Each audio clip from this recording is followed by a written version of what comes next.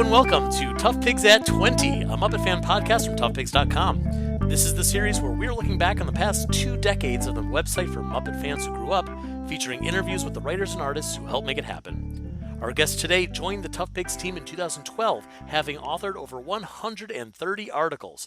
He's one of our most consistent contributors, with a particular love of all things Disney. You'd be hard-pressed to find a Tough Pigs series that doesn't have his fingerprints both on the page and behind the scenes. We are extremely proud to welcome Matthew Soberman to the podcast. Hello, Matthew. Hi, and I'd just like to let people know that those fingerprints are usually covered in Cheeto dust. Well, we caught you orange-handed. I'm so sorry. Now we know what color their hands are now. That's what color they are. They're orange. Matthew, thank you for joining us here. We have so much to talk about. The very first thing, of course, being, can you please tell me, how did you join Tough Pigs?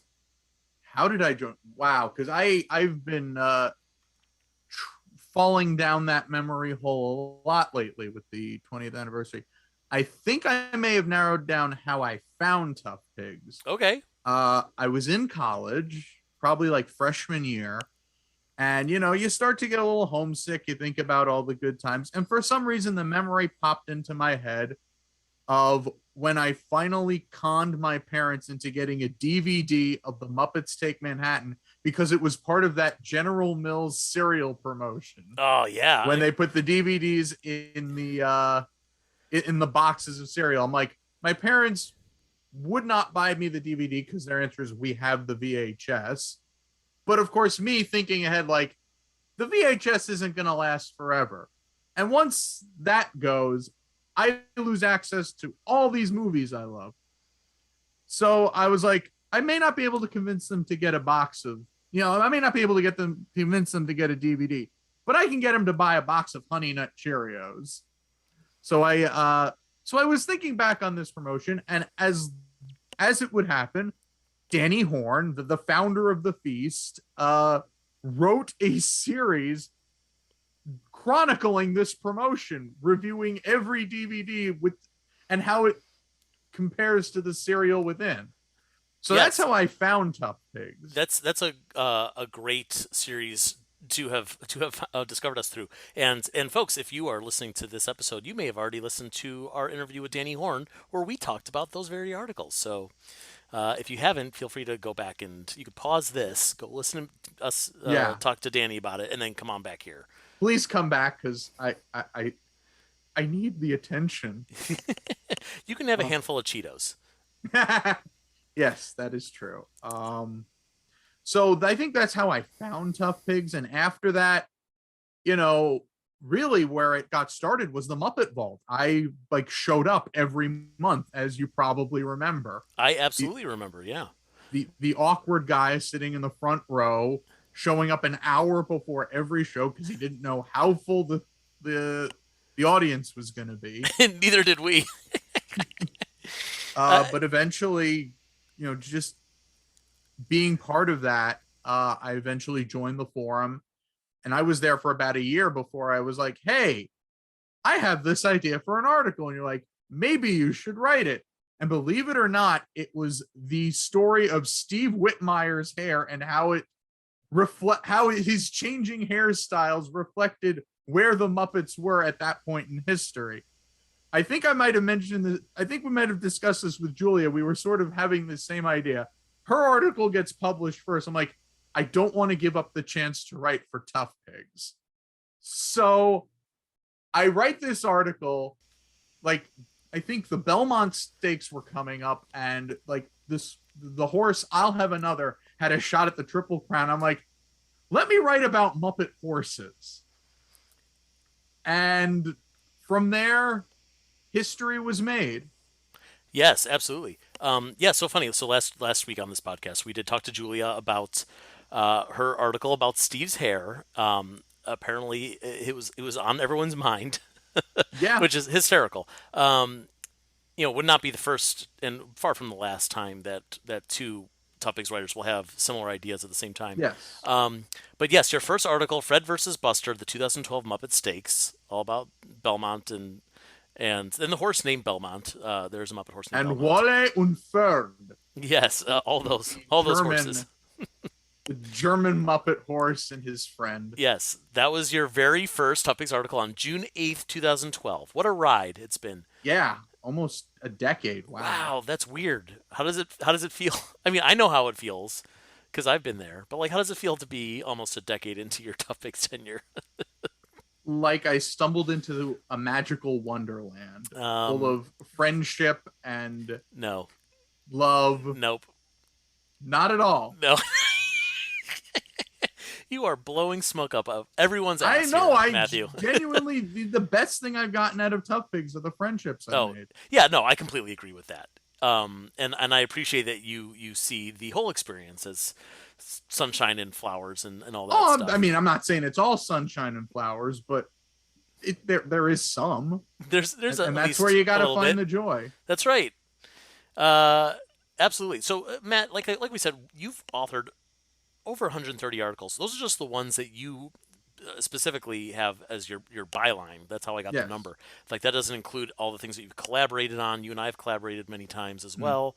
Um, and it's hard for me to narrow down uh, all of your best of articles because really like you more than anyone aside from like myself and Ryan uh, come to us with like, hey, I have this idea, like I want to write this weird thing, and we're like, yeah, man, go for it.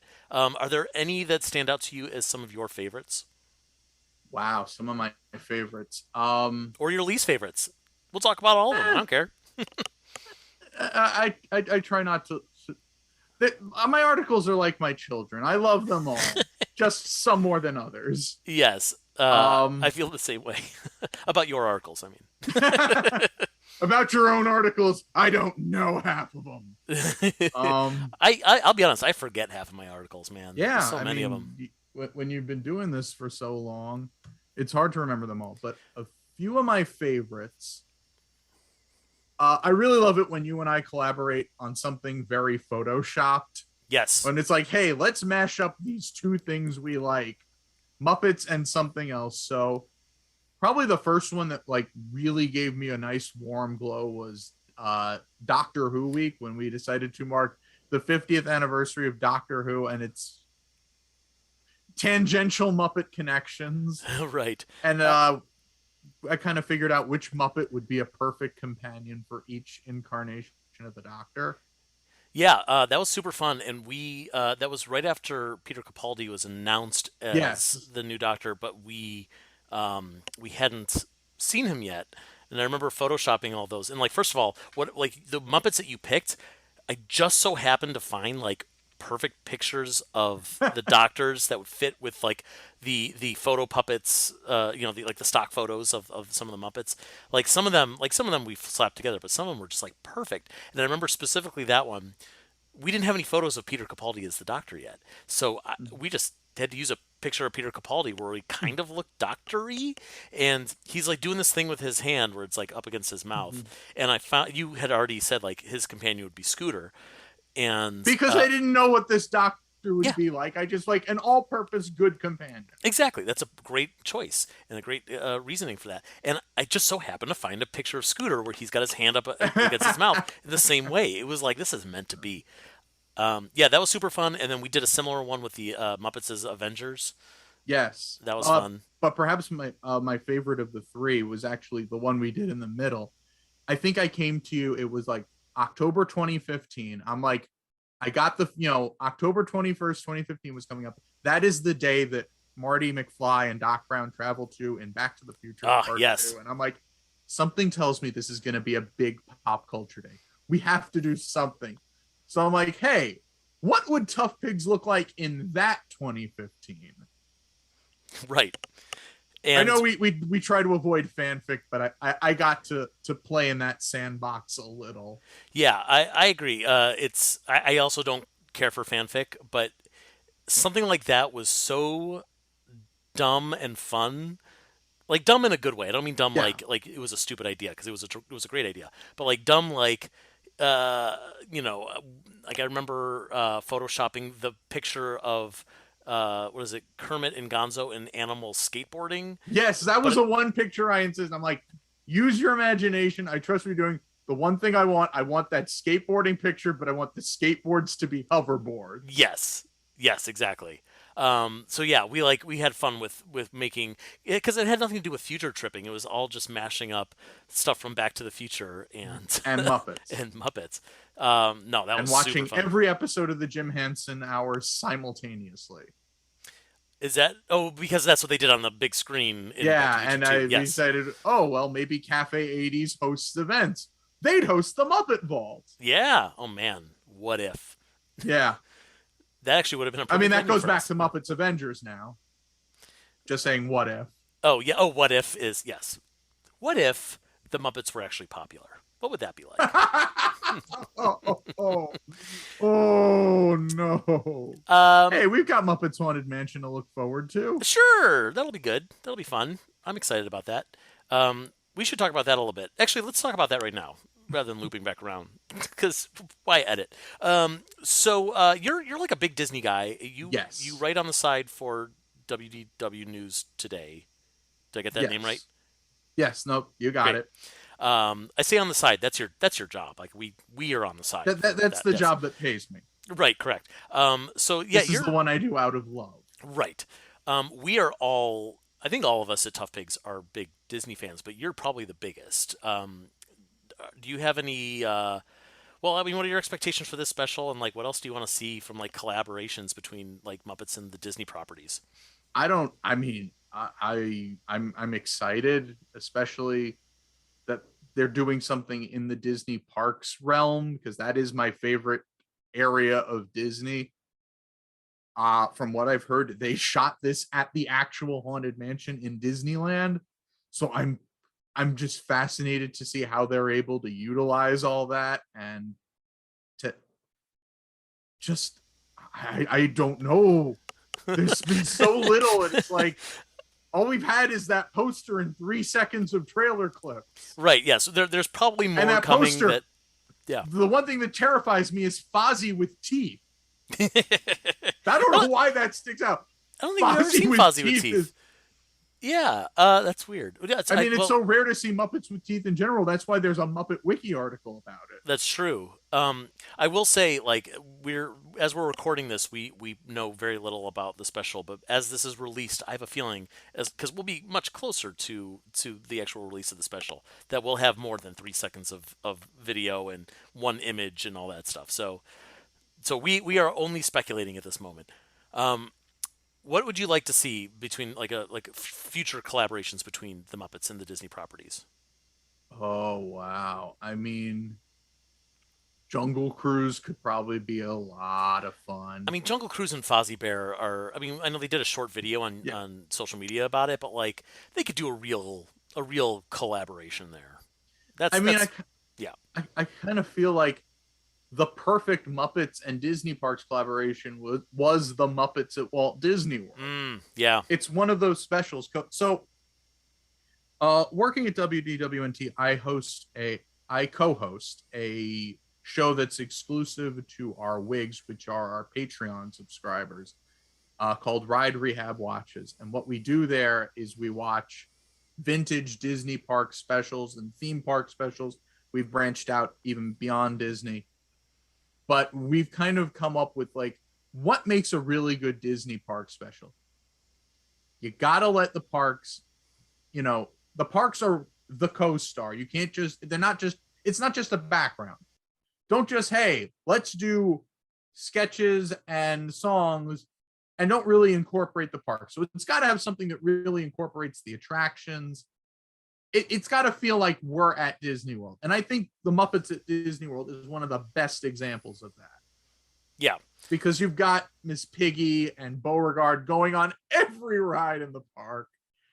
It's a great commercial for Disney. It's a Yeah. fun special.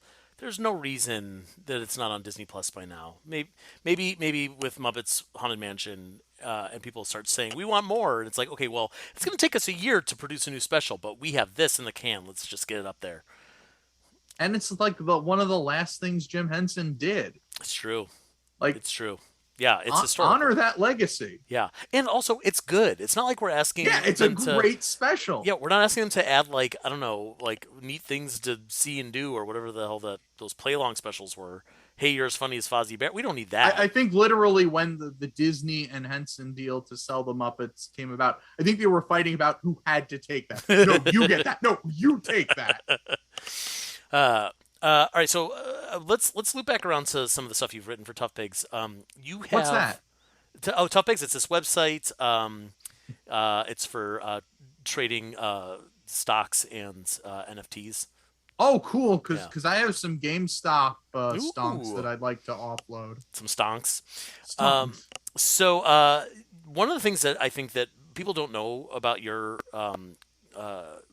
contributions to Tough Pigs is more in our events, our theme weeks, and you're big on pitching those. And then when we do them, you are big on like basically volunteering to write a bunch of stuff and like help us form what these things are actually going to be. The big one, we're going to jump around in order here, but the big one is definitely our Sesame Street 50 and 50 series. Yes. Can you explain? Probably one of my proudest contributions. It, to Tough Pigs. I would agree with that. Can you explain to our listeners what 50 and 50 was?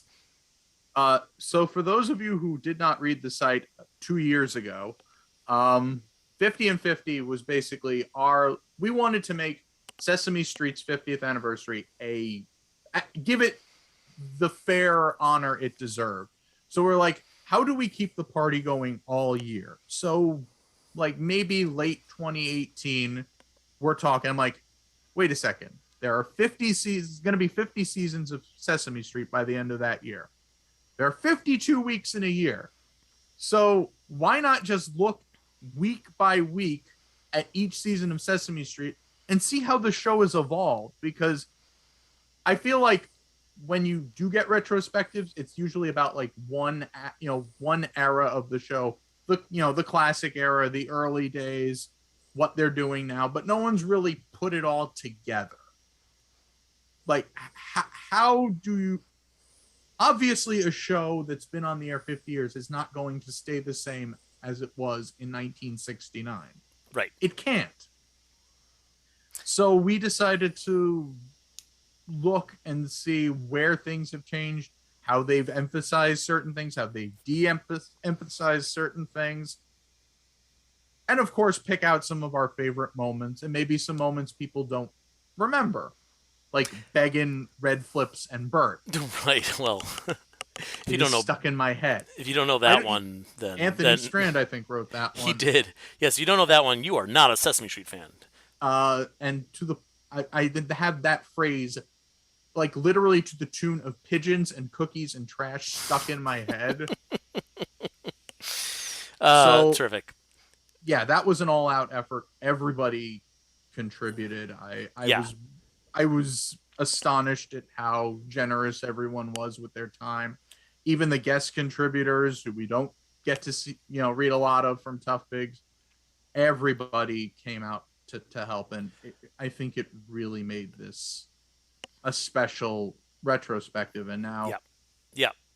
I completely agree. It was, well, I mean, honestly, like coming at it from the editorial standpoint, it was such an accomplishment that we were able to keep it going for 50 weeks in a row, which is a lot.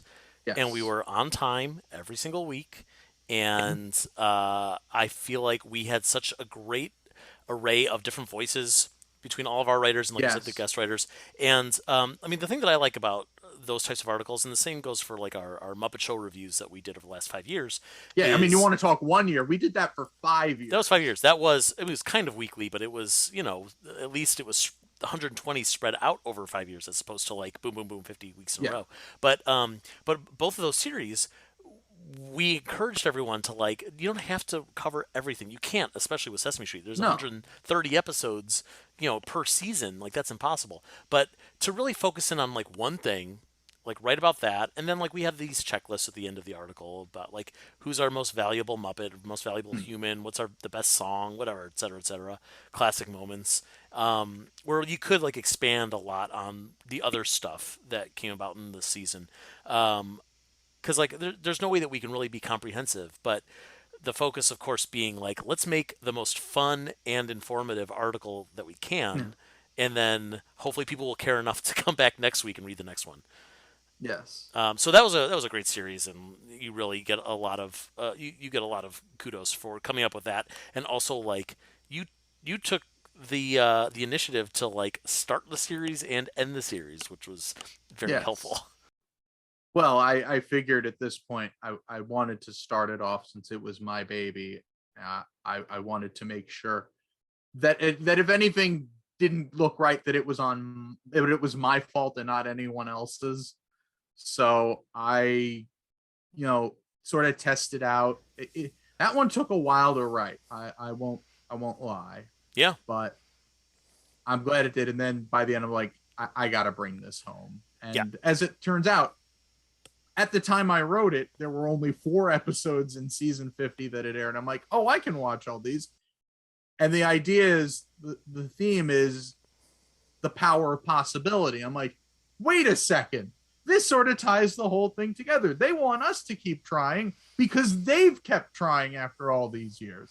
They never rested. They never sat on their laurels. They kept experimenting. They've kept, changing the curriculum to fit the current needs. that's right. It came together beautifully. And isn't it terrible how they never got it right? I'm just kidding. That's a No. Experimentation is part of what makes Sesame I great. know. I watched the show. All right.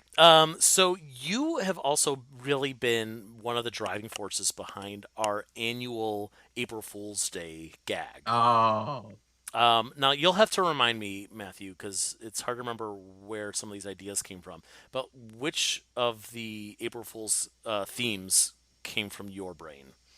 I believe last year's the Salmon Friends, where we literally Ah, yes. brought Tough Pigs back to 1955 and treated the Muppets as if they were a brand new thing. Yes. So a lot of people don't know this about that particular April Fool's Day gag. I was of the mindset of like every year we go hard on April Fool's Day and like we change up the whole website. We write 20 new articles that are up for one day, and then we got to get them off so that after April Fool's Day, people don't think that any of this stuff was real. So every year I say, after it's all said and done, we can't do this again next year. It's too much. And that was a year where it's like, maybe we do one thing. Maybe we just do something small. And then you came to me with your bright idea, and I went, damn, that's good. Oh, we should. And like you said, we should just do Salmon Friends. And I said, well, if we're going to do that, the whole site has to be black and white. We have to go monochrome.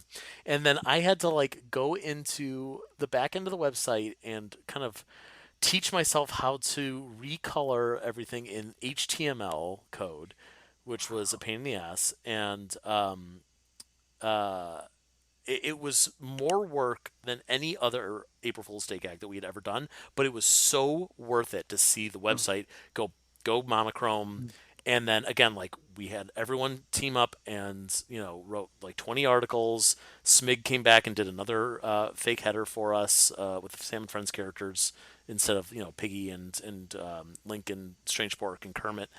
And that's one of the best ones we've ever done. That was That a was really for fun one. Salmon Friends 65th anniversary. Yeah, that sounds right. Yeah, that was a really good one. But even the ones that you didn't come up with the initial concept, you've always volunteered to like. Oh, I want to write a whole bunch of them.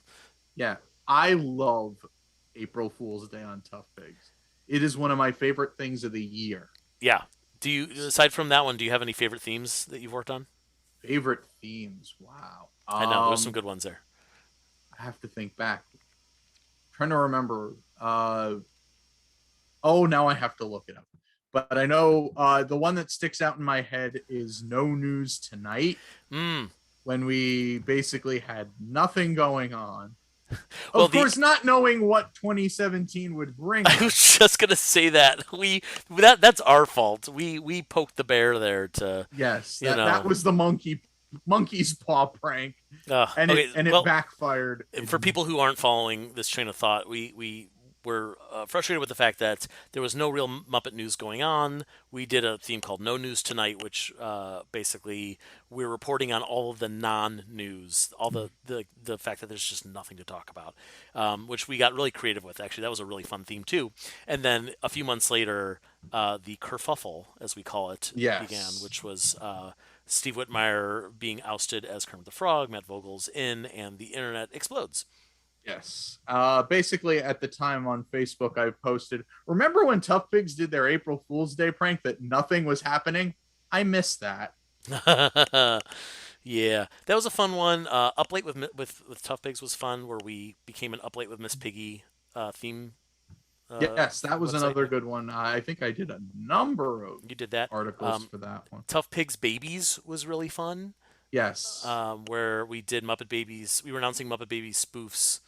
Sorry, Muppet Babies style shows for every Henson property. Yes. And I got to work with Jay Fosgit, which was a thrill, Yeah, that was a lot of fun. especially because he did Land of Gorch. And one of my favorite shows that is not Muppet related is Saturday Night Live. So I got to mash up my love. So I think I went with Lorne Michaels, Jim Henson's Land of Gorge Babies. That's funny. My favorite in No News Tonight was probably getting a little frustration of my own out. The fact that at that point, the Museum of the Moving Image exhibit was announced 4 years earlier and still hadn't opened. Well, and you had a photo of yourself in front of a sign, Yes, right? they had put up the construction. They finally put up the construction walls saying, "We are building a Jim Henson exhibit. This area is close to accommodate construction of our new Jim Henson exhibit." So I have a picture of me standing there like, "Yay, first in line!" Well, it's also like the timing of that is so perfect that like So we're writing this No News Tonight thing, and it's like, well, I guess this is what the news that we're reporting on, that something might be coming someday. I mean, they hadn't announced an opening. It had been 4 years. Yeah. They literally announced the exhibit on the day I graduated college. Wow. That was wild. Basically, so I wrote an article where I literally like staked out at MoMI to find out when this thing was going to be opening. And I think it ended with me like, oh, a screwdriver fell out from behind the curtain. I'm like, and they're like, hey, can you hand us that? And I looked in and I can tell you that it's definitely coming soon. And then, of course, it opened later that year. Yeah, right. Then we had more news to talk about. Thank goodness. Like a week after the kerfuffle. So that was an interesting night for those who donated to the Kickstarter and were there for like the backer reception. Yeah. Everyone was like, wow, what a strange time to be celebrating. It's never not a strange time to be a Muppet fan. That is true, but that was particularly it's true. So let's talk a little bit about you've been doing kind of this secret series. I don't think people know that there's a connection there. That you have been consistently writing reviews of the annual Sesame Street special for Tough Pigs. Yes, that kind of happened by sheer accident. I think you asked the staff who would like to write. I think the first one was Once Upon a Sesame Street Christmas. And I was like, okay, I'll do it. And then, I reviewed it. I enjoyed the special. And then the year after, like, who wants to write the Magical Wand Chase? And I'm like, no, okay, I'll do it again. I don't care. And like, I think by the time it got to the 50th, you were like, you've been reviewing them this long. Do you just want to keep going? I'm like, sure. I actually remember it differently. I remember you coming to me and saying, well, I've done 2 in a row. If it's 3, then this is just my thing. So like, can I review the 50th special? That could also be true. Yeah, I think you came to me and volunteered for it, and I was like, yeah, man, like that's, if you want to make that your thing, then like I'm counting on you now. Like now, every time they do it, and now I feel bad because I haven't reviewed the new one where Elmo gets a puppy. Oh, you should. I guess I should. Yeah, Matt, can you get on that, please? Keep an eye out for that, folks. Yes, no, that's your thing now, man. I gotta like that's to the point where even when it didn't necessarily fall within my wheelhouse, So I think earlier this year they did the Sesame Street 50th anniversary special on ABC, and I watched it. I loved it. It was great. And that night I'm like, Joe didn't ask anybody to review this. I should write a review just in case. And I'm like, oh, so I email you like the morning after. I'm like, hey, I spent all night writing a review of this. Do you want it? And you're like, I didn't think I did, but sure. I know. What a nice surprise. Yes, It's just done. It's a fabulous special, and it needed to be recognized for what it was. Yeah, I completely agree. So there's one more thing I want to talk to you about. You have done some great investigative journalism for Tough Pigs. One of those things, very recently, you uncovered maybe like the biggest Muppet mystery of all time. And I'm going to let you take the reins from that because pretty sure you know what I'm talking about. Yes. So I think we did a theme week because I like jump into every theme week I possibly can. Well, we did one, I think, for the Great Muppet Caper's 35th anniversary. So 5 years ago. I write this ridiculous article speculating who is Nikki Holiday's singing voice, because the script literally says his voice was dubbed. Right, and that's the question that fans literally we've all been asking, but who is it? Yeah, because no one knows the answer. No one knows. We've asked archivists, the world's leading Muppet experts do not know the answer to this. So I write this ridiculous article just speculating a number of celebrities. I throw in Jeff Goldblum just because I've always wanted to write about Jeff Goldblum. I think at some point I say, another movie star, Ronald Reagan. Why? They were filming in 1980. He probably wanted to blow off some steam on his presidential campaign. Sure. And then I think at some point I accuse myself of being his singing voice. Just a very silly article. Naturally, yes. And then a year ago, I hear from this woman out of nowhere saying, "Oh yeah, my uncle did it. My uncle dubbed the voice. He was a singer. They were literally looking for someone who could sight sing the day of the recording, and he stepped in and did it." And so I think we did a little research, and it definitely sounds like Stuart Kale, who was a British opera singer. Right. We tried to confirm it with the Henson archives, and they were not able to 100% confirm.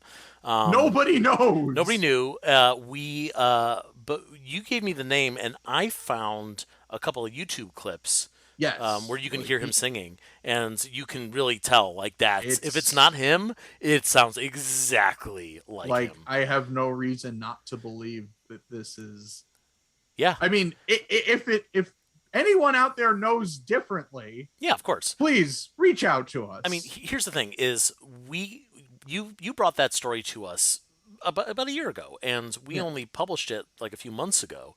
Yes. And the reason that we waited so long is because we wanted to be as sure as possible. We didn't want to say this is the answer and have someone come to us a week later and be like, it wasn't him, it was me, Apparently Stuart Kale's alive, so if anyone can get us in touch with Stuart Kale, this is a fascinating story that you're brought in to work on a movie the day of. Yeah, well, not only that, but what happened? Did you work with Frank? Apparently there was another singer that got sick, and now the new mystery is who was the original singer. Yeah. So, and did it hurt that the fact that he wasn't credited, or that we've all been wondering, and maybe he's been wondering, why does anyone care that I did this thing, or did he completely forget about it? I don't know. I have so many questions. So, yes, that was just. That was such a big deal for us that we want to know more. If you know any way to get in touch with him, please let us know. We had been wondering for so long. Yes. And now it was the biggest mystery after who was the original Gordon on Sesame Street. Right, which is something else that we've learned years ago because we've put the question out into the universe, and the universe responded back and told us who the original Gordon was. But I kind of feel a little bit like Inigo Montoya at the end of The Princess Bride, where it's just I've been in the, wondering who dubbed Charles Grodin's voice game for so long. I don't know what to do with myself. Mm-hmm. So we need a new Muppet mystery for you to tackle, Matthew.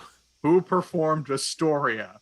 No, we know who performed Astoria Oh, we now. do. Yeah, we figured that one out too. So okay, so in the Dizzy Gillespie episode of the Muppet Show, uh, Statler brings Waldorf brings his wife Astoria, who looks exactly like Statler, to the show in Statler's place.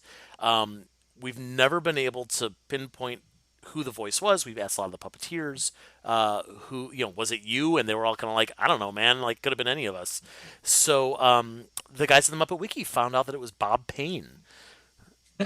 So Bob Payne was Astoria. So again, what now? I'm What trying to next? think of other Muppet mysteries. All right, well, let's talk about Wasn't there this one off- connected to the Muppet Christmas Carol?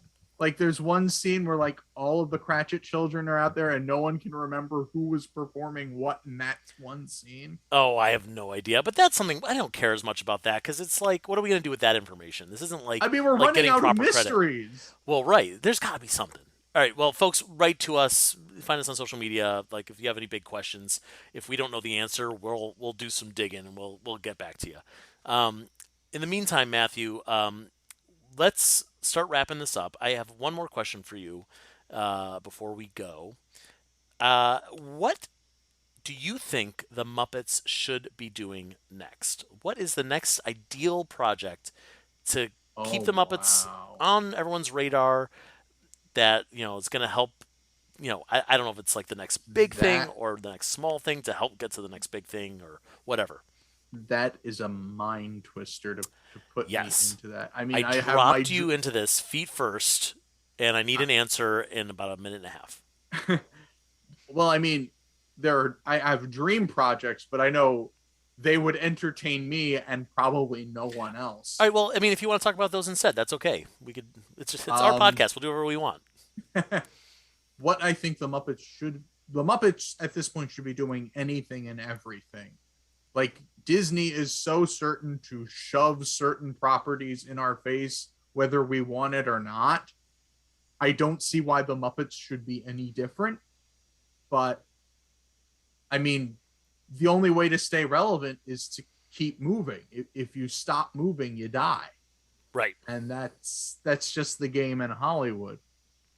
I would love to see a new movie. I don't know if their future is in theaters or on Disney Plus. I would hope in theaters because that's where Muppet movies belong. They deserve to be seen by large crowds coming together and enjoying this.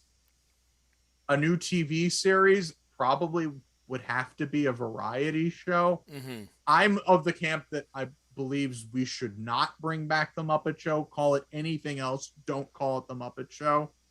This is not what we call the Muppet Show. Yes. For those of you who are looking for some, other examples of my writing, you'd have to go digging, and I mean digging on the ToughPigs forum. But I wrote a long-winded rant right after the 2015 show was canceled. Basically, everyone was saying at the time, well, this is just the sign that they should just bring back the Muppet Show. And I just go off like, no, because you're just going to inevitably bring up the comparisons to the original series. It's also the fact that show was a moment in time. And you don't just go back to that because, hey, people like that.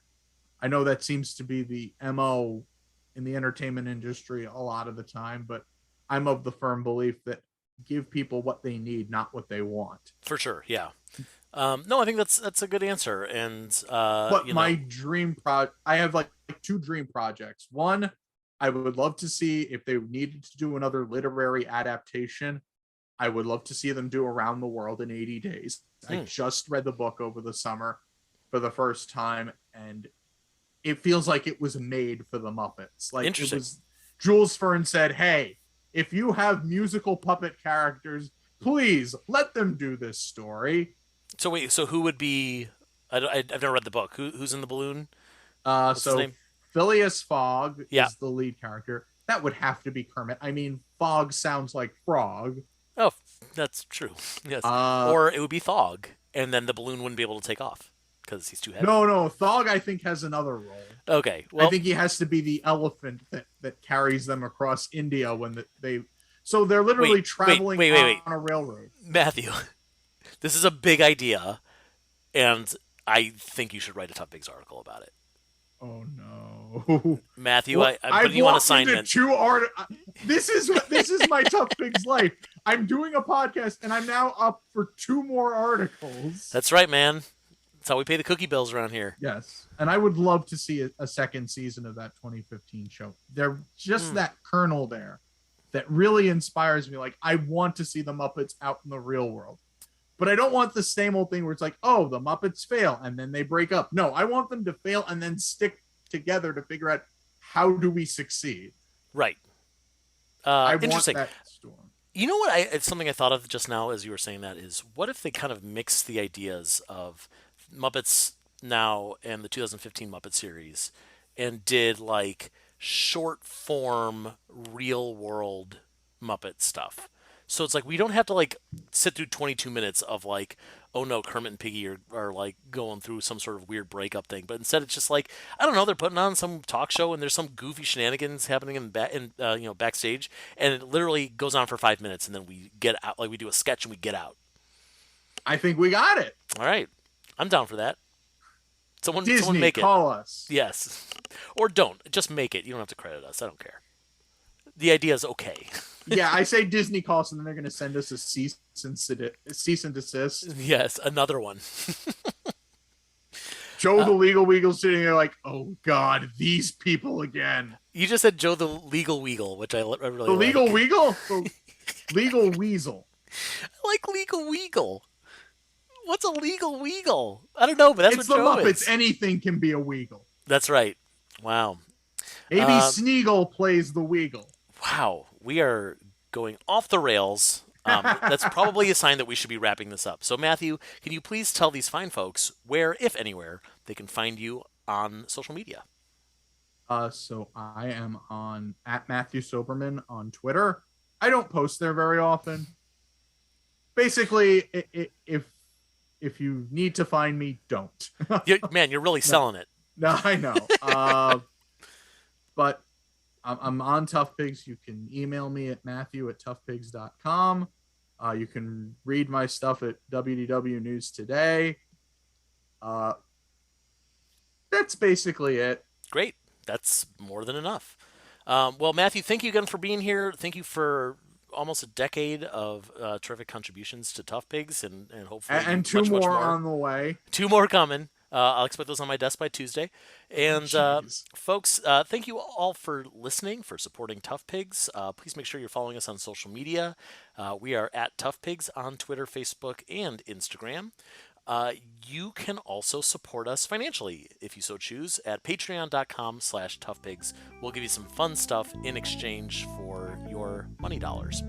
In the meantime, please make sure you're heading back here to this channel for next week's episode of Tough Pigs at 20. Thanks for listening. Goodbye.